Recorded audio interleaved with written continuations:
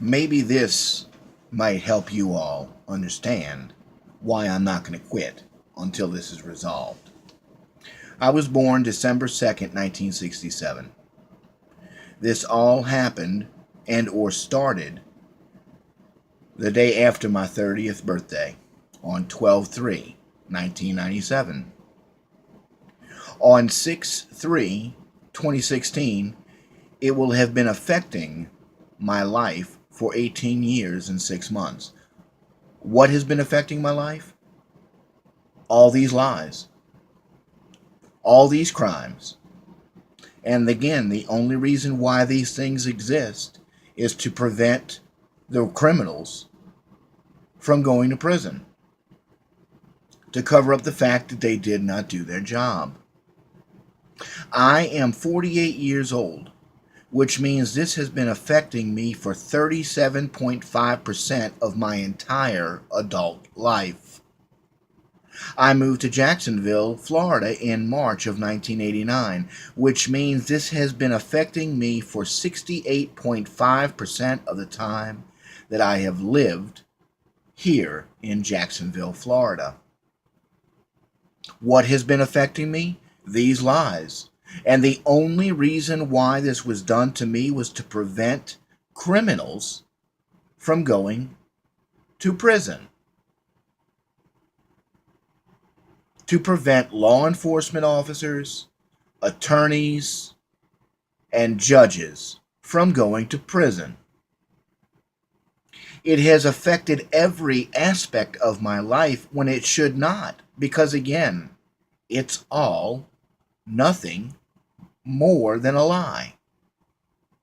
Everything is a lie. The only thing that is the truth is that they did this to me.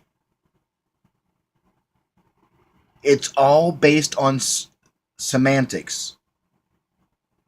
They say I was arrested, but the law says I was abducted, falsely detained / imprisoned, kidnapped, and had a ransom set on me, not once, not twice, but 3 different times. Now, how has this affected my life? From the very first time, my family, to this day, is convinced that I must have done something wrong when I've done nothing, simply because of who is saying this about me.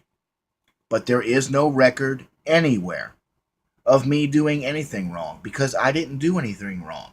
But there is a detailed record of all of them violating the law, which again is why they are so scared, and they've been trying to run me out of town for 18 years.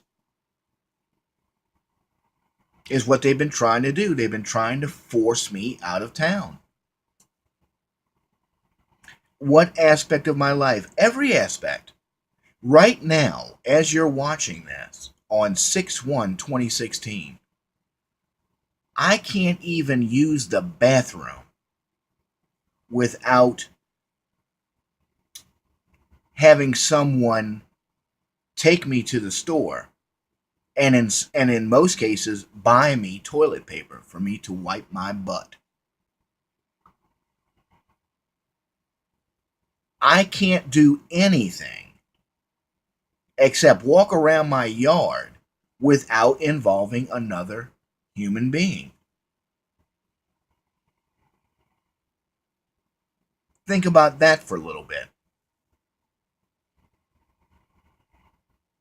I can't go to a movie without someone coming and get me. I can't go to church without someone coming and taking me. And then even if I go to church, whenever I walk in, everybody, because of the call of God on my life, everybody recognizes it and they want me to start getting involved. And then, of course, naturally and understandably so, everybody does a background check. And all of this lies come up. So the good Christians say, oh, well, we can't use him. We'll just love him. Maybe he'll admit it one day. There is nothing to admit. I'm telling the truth. They're the ones who are lying. Imagine what would happen if you go in someplace to try to fill out a job application, and one of the questions on it is, have you ever been convicted of a crime? I've been saying no, yet my record says I pled no contest in open court, and I was found guilty of a crime that there is no record of taking place. Who are you going to believe, me or the system? Who are you going to believe? Now imagine if you start getting involved with someone um, in a personal relationship, and they decided, hey, let's just do a background check, and then all this stuff comes up. All of a sudden, they don't even want me coming over to the house, but they don't tell me anything. They don't say anything to me. They just don't want me to disappear. That's how bad my record says, and it's all a lie. None of it happened. So it is designed to drive me out of Jacksonville, Florida. And I didn't commit any kind of crime. They did from the get-go, from the beginning. And the only reason why is because they do not want to deal with this, is because I'm about to clean house. Not only that, it's going to cost them a lot of friggin' money. Don't worry, we'll be going over that in the next video. But it has affected my personal life with my family. It has affected my spiritual life. I can't even go to church. It has affected my work life. I can't even get a job. And even if I start to, what am I supposed to do? Go around and collect cans? No, I'm sorry. No. I have things that Almighty God wants me to do right here in Jacksonville, Florida. And this is one of the things He's got me to do. It has put my physical well-being at risk from the time it was listed in the public record on 1/6/1998, meaning my physical well-being has been at risk for roughly 68.5% of the time I have lived in Jacksonville. I've been walking around with a giant target on my back, and I didn't even know it. When people look at my record, it gets them furious, but it's a lie. I have been physically threatened by strangers who they get all agitated and mad. And now that I'm looking into it, I have been physically threatened by Jacksonville Sheriff's Office. Physically threatened. Physically. Been told you're crazy. We're gonna lock you up. All over this lie. Yet I'm still sitting in the same place. I still have the same phone number. I'm not going anywhere. This is going to be resolved, folks. Think about this. Imagine you walking down the road, and all of a sudden someone just starts beating on you for no reason, and you don't have any reason why. Now, thankfully that's never happened to me, but that's only because of the protection of my God.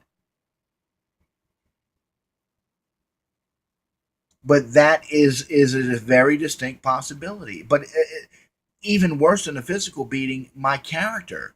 I look like a very bad person. And it's all a lie. All of it. Now, I had no knowledge of what had been done unto me until finally on May 2nd, 2013, when 3 mothers sent me a Facebook message that basically said, hey, we think you're a nice guy. We thank you for everything you've done for us. But you know what? We really do hope that the ground opens up and swallows you whole. We don't want you around us, our families. We don't even want anyone to know that we knew you. That's when I started looking into this. That's when I said, you know what, I have to get this resolved. That's when God said, this is what you got to do. Now, why did all this happen? Now, notice, hey, I'm not mad. I am not mad at my God. I have never stopped serving my God. Every opportunity I had to do something for my God, I did. And just because stupid attorneys say, or man says one thing to me, I am acting on what my God said. Folks, this is resolved. This is done with. And if they're not going to ignore me, because I refuse to allow this to happen to anyone else again. These people have put me on the bench, on the sidelines, making me null and void when it's my job to reach souls. I have a positive effect on people when I get around them. You either one or two things happens every time I show up. Every time you get around me, you're either highly motivated, you either get highly motivated, you get encouraged, or if you are a child of the darkness, if you are the enemy, if you are a bully, a thug, a sinner, then what happens is you get convicted and you get agitated and you get mad. But it's not going to stop me from being me. So don't think for 1 second that I blame my God for this. God didn't do this to me. We all have a free will, folks. We all have a free will. And I could have, at any given point in time, I could have just said, you know what, I'm blaming God. God, you take care of this. No. We are instruments of God. God uses man to bring glory to his name. And you know what you're gonna find out is, I said it back in October, when this is said and done, and it's gonna happen very soon. When this is said and done, you're gonna find out two things. One, Almighty God is in control, and two, the second thing you're gonna find out is that you should never, ever, ever be afraid to do what your God has told you to do.